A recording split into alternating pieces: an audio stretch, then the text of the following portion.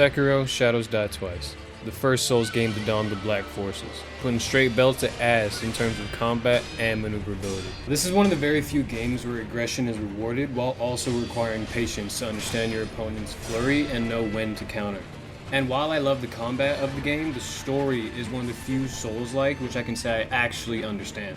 So, what I'm gonna do is narrate the story of Sekiro while playing through it. But, to make it a little harder, I'm going to be going through the game at base vitality and no skills, which means no Mikiri counter at all, which is unfortunate, but it allows me to play the game in a completely different way than I'm used to. Calm down, nigga, damn! Damn! And I have to fight every boss, which means I'm going into New Game Plus 2. So the story starts out during a civil war in Japan. The war itself isn't super relevant to the story, so I'm not really going to get into it, but it depicts that regardless of the Divine's dragon blood, Ashina hasn't seen peace in a fat minute. On the battlefield, the shinobi owl finds a scavenging orphan. This is our first introduction to our playable character. Years pass, and now we return to Wolf as an adult, but also as a master shinobi, equipped with a code his father the owl gives him, which states that, as his father, his word is absolute.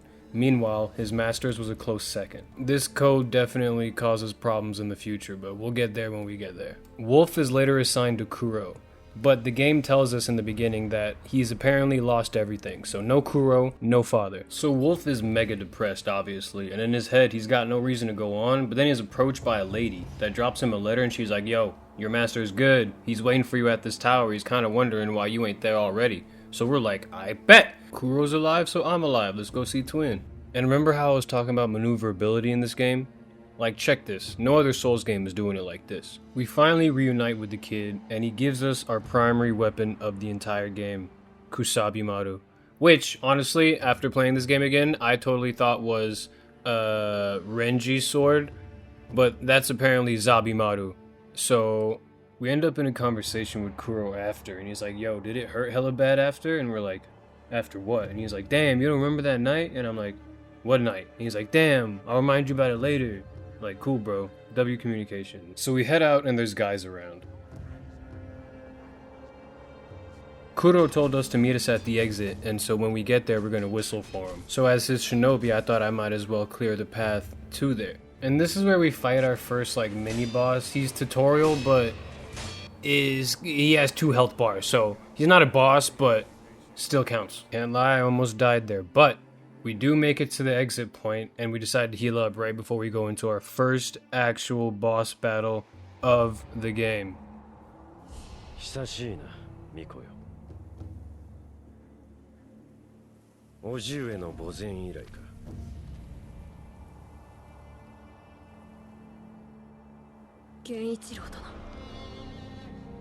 Alright, get ready for some glaze, because I love this boss fight with Genichiro. Well, not this one exactly. Damn! This is a hard cutscene! Anyways, yeah, no. Genichiro is my favorite boss in all of Souls games. He's the coolest and just like the craziest fight tactics that I have ever experienced. So the guy charges straight at me quick, and I'm like, yo, I don't know if he thought because I was in the cave for so long my reflexes would be off, but they ain't. I mean, they're a little rusty, but not yet. I'm really just trying to learn his movement again.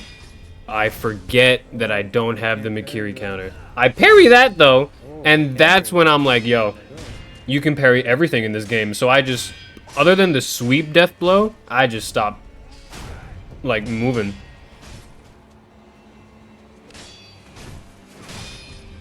And I love that animation when it's like a heavy blow and you just slide back. It's just so tough.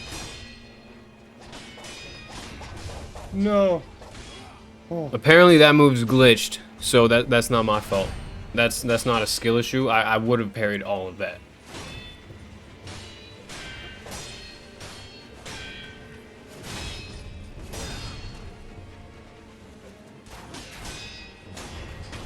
Okay. That's good.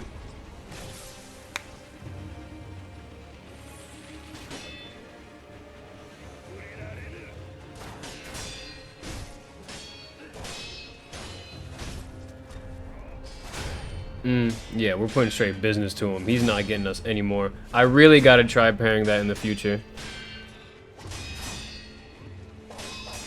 Better. Better. See, look at that. Look at that. And this is where I know I've won. Bro backs up. And we know, in this game, hesitation is defeat. So, I know I've already killed him mentally. Yes! Fuck with me!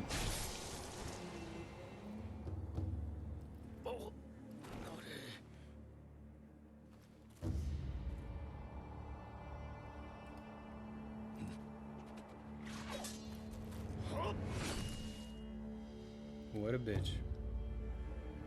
You're damn lucky that random ass. I gotta find out who throws that. So unfortunately our death is scripted here, like it's completely unavoidable. Well, not our death, but our loss of this battle. But then Genichiro decides to drop one of the hardest lines. Shinobi yo, hikyou to wa iu umai na. Miko wa moratte iku zo.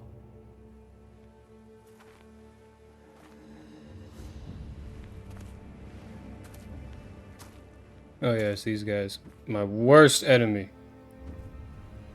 So after all that, we thought we lost our boy, got him back, to only get taken away from us again. And quite honestly, left us looking like Yamcha. We wake up to the sound of wood carving and notice that our severed arm has been replaced with honestly the most advanced prosthetic ever. Like I can move fingers and everything. We're then hit with the classic, "So you're finally awake?" And the man introduces himself as a sculptor and tells us how he picked us up from the battle and brought us here. He didn't know if we were dead or alive. He also tells us that the shinobi prosthetic that we have now has upgrades and can do more than just hold a sword. He then tells us that Kuro is special because he has something called the Dragon's Heritage, which makes him a high value target, which also explains the unnatural things happening to Wolf and his body. We're not given any more information about this heritage just yet though. We head out to rescue Kuro again, and we're blessed with the absolute beauty of the game. Like really take it in because it gets so dark from here on out. It gets so much darker. Ashina generals stand guard against invaders and threats, including us, because we need to rescue Kuro.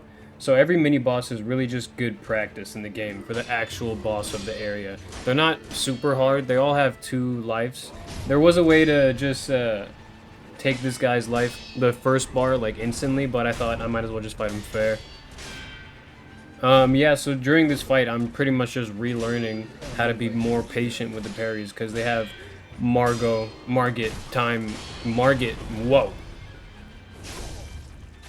timing with their hits. Like, it's slow as all hell.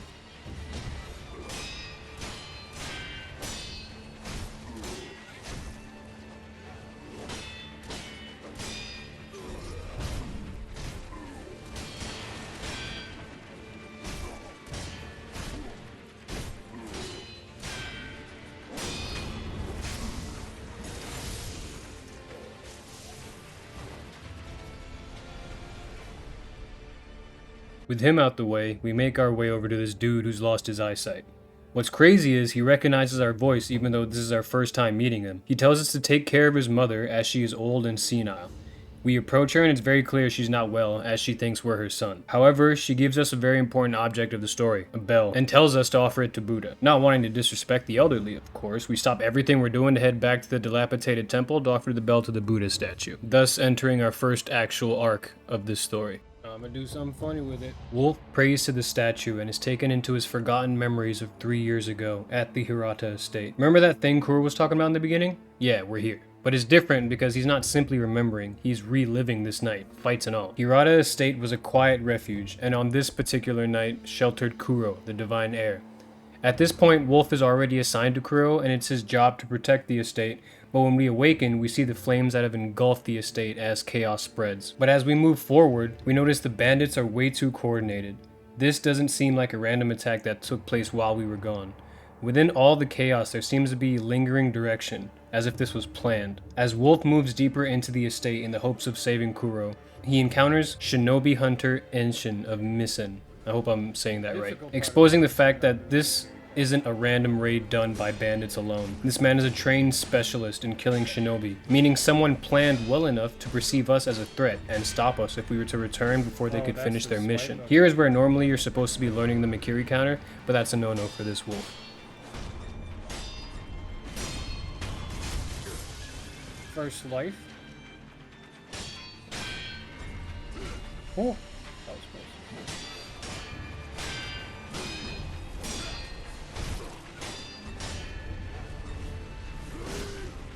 I don't know why I didn't get it that time.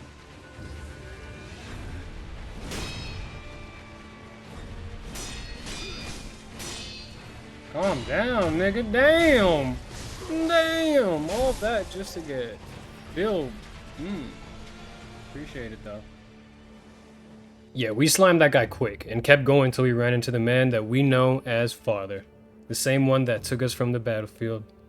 He's received a mortal wound, which we don't really see, but we kind of just gotta take his word for it. Keep that in your head. He tells us Kuro is being held in a secret temple and gives us the key to said temple. We say our final goodbyes and continue our mission. Until we run into one more fat stone in our path. Juzo the Drunkard and his goons. Notice how I say and his goons, even though they're not actual bosses, but just due to the fact that this boss is made artificially harder due to the enemies surrounding him. Because the boss's moveset isn't actually that hard. It's just the enemies around him that you gotta kill first and have enough HP to deal with. I'm going off script. My bad. Are you serious? And this is also where we take our first death of the game. I was genuinely hoping to get a lot farther, but no. No, it wasn't even to a boss. That's the annoying part. It wasn't to a boss, but we move. No, that was a good run. That was a good run. If I don't get absolutely screwed by everything in the middle, that's huge. What we gonna have here? Yeah, remember how I said and goons? What the fuck? Nah. What the? With our total death counter as 2, I refuse to die anymore during this arc. It's called Sekiro, Shadows died twice. Not 3 times, not 4 times, just 2. That's all I'm allowing. This bitch is dead now.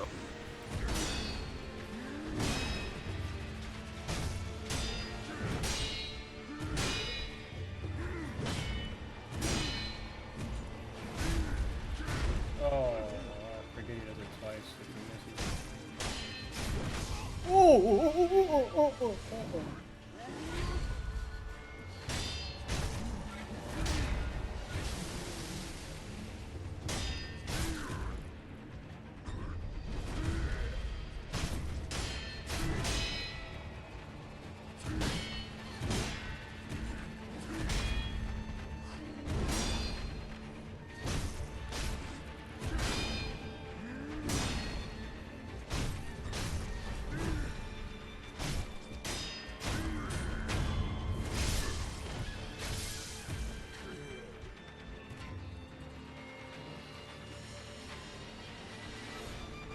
Face me on the open dog.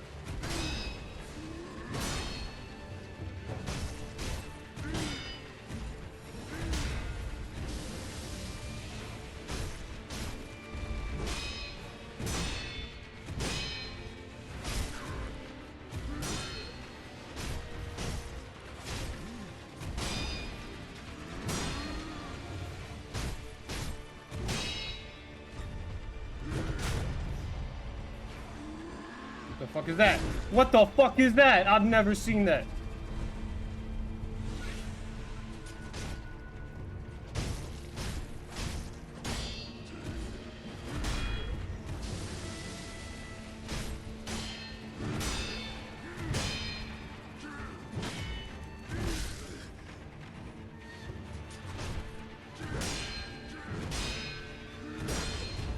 Oh, thank goodness.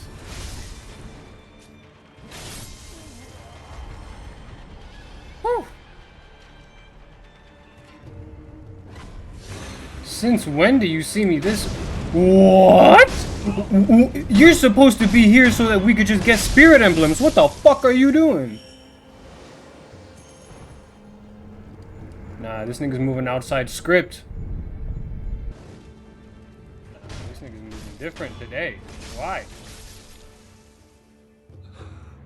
In a little twist, we meet the man from earlier who is the son of the old lady we took the bell from. He's a little in shock, mumbling about illusion techniques. It also seems that his eyes were taken from him recently, as the wound is still bloody and fresh. Now, Nowhere in the lore does it say that he gouged his own eyes out to avoid the illusions, but that's what I like to think, especially coming from a FromSoft game, like everything's dark here. He lets us know that without a Snapseed, we won't be able to overcome the illusions, but he's clearly not Shinobi, and doesn't know who the fuck we are. We head to the secret room in the temple to confront our second actual boss of the game, Lady Butterfly.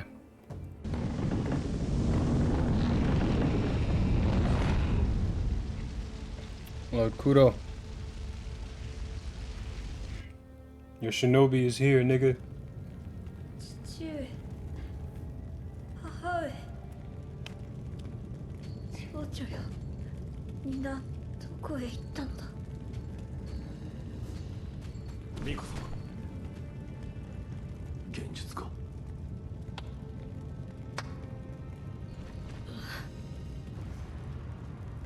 久しいなフクロウのせがれよお嬢と言ってくださいそなたはなすべきことをなすのですわかりました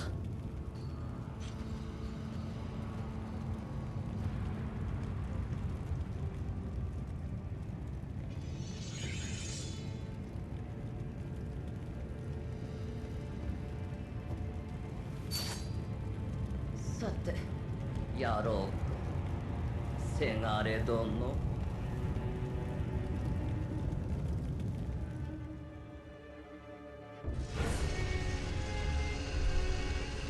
嬢 Okay, さ I'll let you get the first hit off. 窓は休みぬるせがれ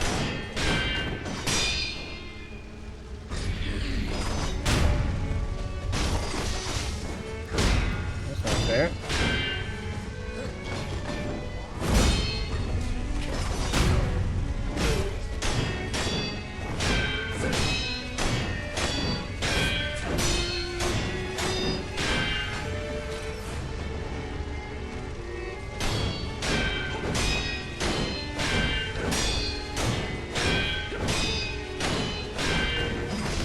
Come here.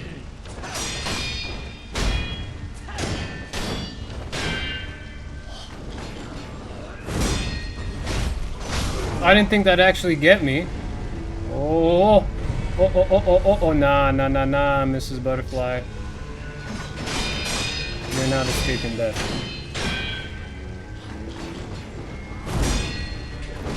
Oh, that time you don't do it. Get the fuck down. Nope.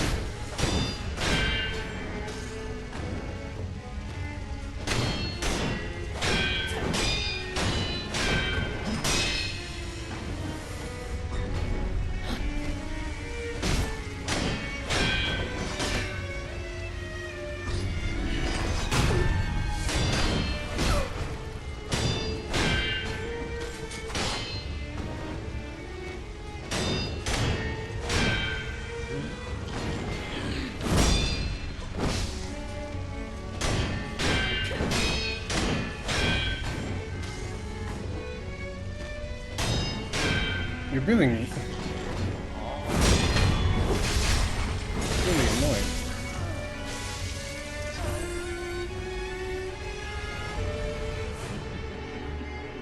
やるじゃないかせがれ殿ならばわがまま What? She didn't even land. 楽しんでおくせがれ殿 She always lands before she does her thing. This run today is weird.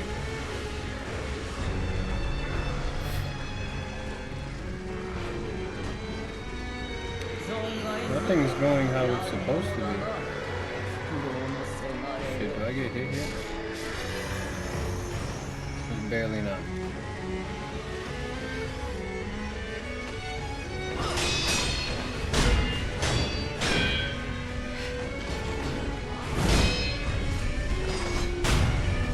Really trying to beat me up.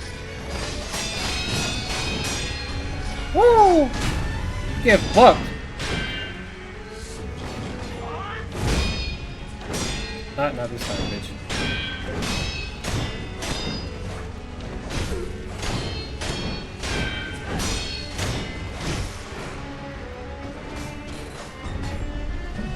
Woohoo!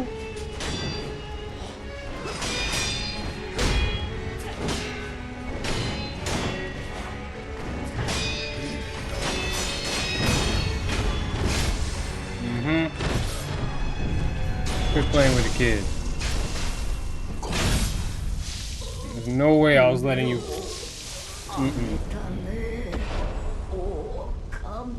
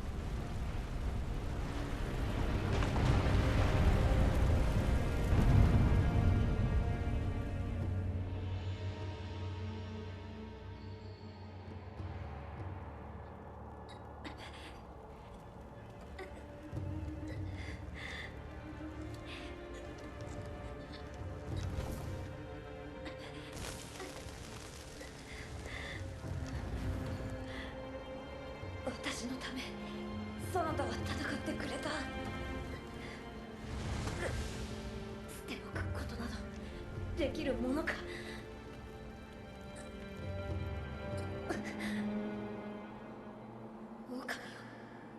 我が血と共に生きてくれ After all our efforts, when we were right there, we get stabbed in the back.